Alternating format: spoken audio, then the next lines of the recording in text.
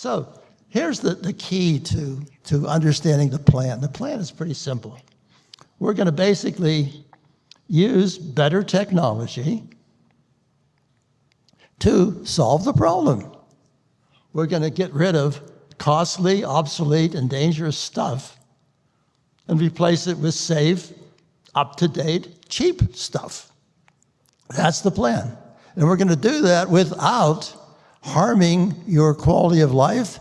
In fact, we're going to improve your quality of life as we go along. It's like the analogy of taking care of the horse manure in Manhattan. So your life will get better and better as opposed to worse and worse. We're going to look at different things. We'll look at the energy sources. What do you do for energy? What do you do for transportation? What do you do for agriculture? What do you do for land use? That gives you some idea. Somehow you have to keep track of all this stuff. Now, whenever you teach people to be engineers and scientists and so forth, you teach them to look at a problem, isolate the problem, work on some narrow piece of it, okay? That doesn't work at the global scale. You have to do something more like the shaman's approach. So you have to consider many things at once. To do that, the way we do it is we basically get some kind of gizmo to keep track of it. So what we're going to do is we're going to use a specialized computer to give us a path to the future, sort of our path to the imperial city of Oz. Okay. Here's some recommendations for this. This is Senator John Kerry. He was the climate czar under President Biden. And he says that this computer system called En-ROADS is quite simply a climate crisis game changer for policymakers and people across the country. Totally loves it, used it a lot himself. This guy here was Obama's science advisor, and he's also past president of the National Academy of Sciences of the US. He loves the system also. So these are some endorsements. This is what the system is like. The thing is run by two groups out of MIT, and it works on an ordinary laptop. So you, if you wanted to, could use this system. Doesn't cost anything. They don't require any training. Now, it is helpful to go through the class. So I went through a few months of training, but you don't have to do that. And it has a bunch of ways that you can put in your policies that you want to do, the things that make the climate better. Okay, your ideas, you can put them in with these sliders. Okay, and we can work with things like energy efficiency, how we get from place A to B, renewable energy, etc. You can work on all of those. This is what it looks like if you put a whole bunch of the sliders together. These blue guys are basically pushing the sliders over. That's the representative. We're increasing we're putting a tax on fossil fuels, and if you put a tax on fossil fuels, you use less of them. That's the basic idea. And this particular tax is set up so that the money from the tax doesn't stay in the pocket of the feds. The money goes back to you. So it basically is, if you are a poorer person, you don't make a whole lot of money, you make out pretty well with this. If you're very rich, you basically get taxed more than the poor. Same thing applies to the fossil fuels. Over here, coal, oil, natural gas. We're going to basically, the scheme of our program is basically to replace those things with something else. So up here, we have, back at the year 2000, about 91% of our energy for the world is fossil fuels. 91%.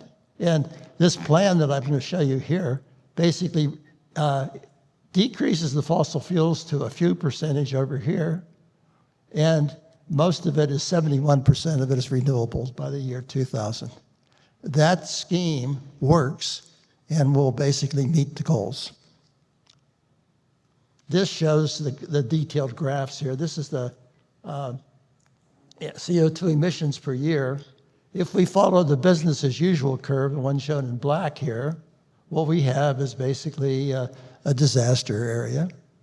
If we follow this plan, we find out that about this year, if we bend the emissions, they start to get lower and lower and lower and lower and lower. In fact, they become essentially negative down here. So that means we're sucking away from the stuff that's already in the atmosphere and in the oceans. So when we're doing that, we're improving the weather. So, okay, so we beat the goals of the Paris. Their goal was 2.0 degrees C. We get 1.4. Now, some of you may be interested in money. Anybody interested in money here? A few of you, okay. What you do, I never understood this before, but I never understood that the business as usual path, this thing here, is a very expensive path. That's what we were going to do without climate change. We're dumping a lot of money into crap, okay? Not too smart. So what we do here, if we shift from this bad black plan here to the red one here, we save a lot of money. For example, in the year 2100, that year we saved $167 trillion. The current U.S. deficit that has everybody freaked out is about $36 trillion. So you could pay that deficit off with, pretty easily if you follow this plan. Now that's just 1 year. The total amount of savings is the green stuff here, which is roughly $5,000 trillion. This is why your quality of life will start to soar. So this is a good thing to do if there were no climate crisis. So let's look at some impacts. The thought is, if you do this good stuff, you solve the climate problem, you want to make sure you don't wreck everything else. So we'll look at the impacts of this. This gives you some idea about the world we live in. This is Hurricane Sandy, New York, a few years ago. Basically, they talk about hurricanes of this size. Back in 1880, we would expect a hurricane of this size to occur once in 500 years. Not very often. So you can afford to basically fix the thing up and nothing comes back to get you again until another 500 years. By the year 2017, the climate change activities have basically changed that, where the hurricane will be coming, instead of once in 500 years, once in 25 years. That's getting where it's pretty expensive for a city to do. If you get out into the projections for 2030 to 2045, it's once in 5 years. So that's 100 times more frequent. That is scary. You cannot maintain your cities with that, because if a hurricane comes through, you don't have enough money to fix it up because another one's coming in 5 years. So to talk about that, let's talk about a bathtub, okay? Bathtub's kind of an interesting thing. We all understand bathtubs. The carbon dioxide, the greenhouse gases in the air, are represented by the height of the water in the bathtub. So how high that is basically tells us how much stuff is in the atmosphere. The red thing here is the new emissions per year, okay? That's like a hose pouring more stuff into the atmosphere. The green thing over here is the absorption of the greenhouse gases by Mother Nature. The Earth can absorb a certain amount. So what happens to the bathtub if the emissions are greater than the amount that Mother Nature absorbs? What's going to happen to the height of the water? Can't hear. Higher. Yeah, you got it, higher. So, okay, so you got the idea. So we come to a thing where, if we're lucky, we get to a thing where what happens is net zero, and that's where the red stuff coming in is equal to the green going out. What that means is that the level of the bathtub won't change anymore. Now, if you quit there, that means you like the weather you're getting then. You like the conditions of the ocean then. So you have to look to see what those conditions are. And if they're bad, you have to go further. You have to go past net zero. So that's it. The answer is we may or may not be done in net zero. We'll take a look at it. This is a curve here that basically shows the emissions peaking around now and then going down because we're spending all this money on new and better things. So we're replacing the old, obsolete, dangerous stuff with new stuff. The emissions, the removals are down here, getting a little bit better. And what happens is the two things cross here. When they cross, that's net zero. Okay, so that's the idea of net zero. Then what happens if we go beyond net zero, we're removing more stuff than we're putting in per year. So what happens is this. We start to basically have this sort of yellow banana created there. We're taking this stuff out. And so what that does is that basically shows that we're removing the CO2 and from the air and the oceans. That's how it works. Okay, this basically gives you another idea of the same thing. This is the greenhouse gas concentrations. Right now, we're somewhere around 440 or so parts per million. And, the background's way over here.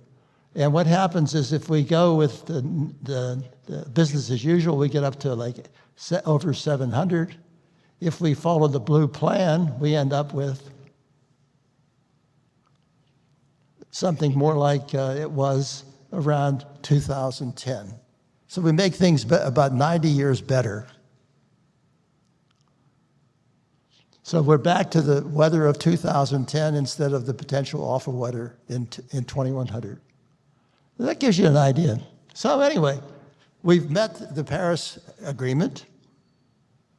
We basically, this shows the temperature going on. So basically we have the temperature rise here, it gets above 1.5 and comes down here to about 1.4 as opposed to getting way up here. So we do fine. Next. Let's look at the price of putting in the electrical system. As we go along, we spend some money. So this right now, we start spending more money on replacing our electrical components, putting in new generators, getting rid of the old dirty ones. And this is going to cost us for about the next 10 years or so, 15 years, about $2.5 trillion. So that's an investment. And basically what we get for the investment is once we get to this year here, around 2045, what happens is we now are saving this much money, the green here. So we spend 2.5 million to save 14.3 trillion. The cost analysis is up here.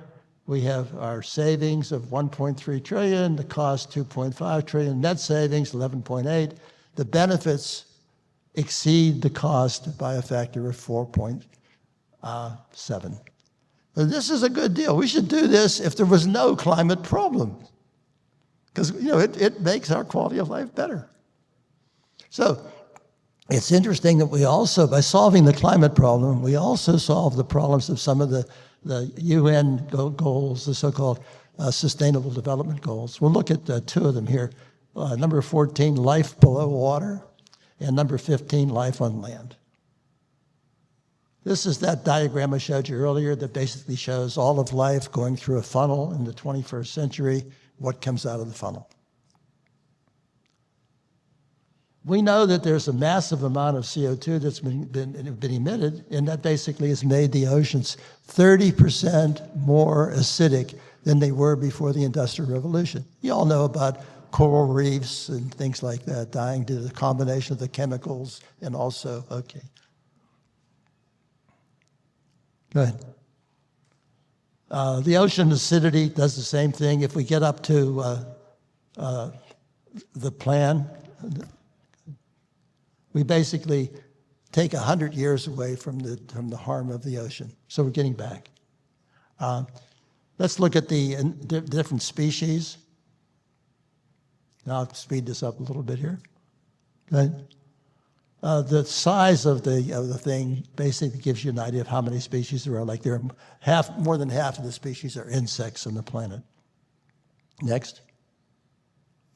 Gia. Can you advance? Is it not working? Oh, there it is. Okay. So if we go ahead with business as usual, we end up killing 50% of the species. If we go back one, red thing, one more. If we basically follow the plan, we kill 0% of the species. Good plan. Okay. Same thing, next slide, Jan. Same thing with vertebrates. We're a vertebrate. We have a spinal column. We go from 27% extinction of the species to 1%. Maybe too high, but still one's a lot better than 27. Next. Same thing with plants, from 45% to 3%. We can do better than these numbers here, but you can see this is one hell of a lot better than what we would have without it. Next, Jan. Okay, so this shows that we can prevent the 21st century mass extinction by basically solving this plan. Nice thing. Whoopee, yeah. How about that? Also, this shows that this is the dollars you get paid per person, essentially. And what it shows is that the business as usual would give you this curve here, the black curve here. You know, you earn a lot more money, but this gives you a $10,000 per year gain if you follow this plan. So again, what we've done is we've basically shown you the next gen. We've shown we can limit the temperature increase, okay? We can restore the badly damaged atmosphere. We can restore the badly damaged ocean. We can prevent the mass extinction. And do this with very favorable economics. Is this a no-brainer? So in summary, this is basically the idea of Moses. When Moses would talk to the troops, this is one of his great quotes. And I have put before you life and death. I think you've seen that here. Blessings and curses. Now, choose life so that you and your children may live. Thank you very much.